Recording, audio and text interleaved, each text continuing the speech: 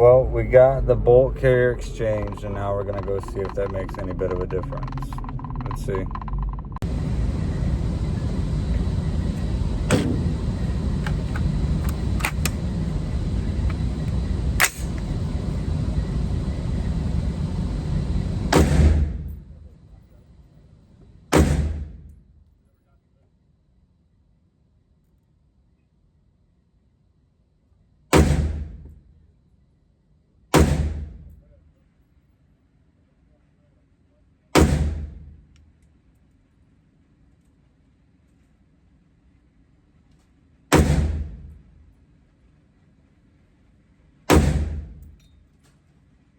Hot inside 313 range, but we got about 50 rounds through it and it ran smooth.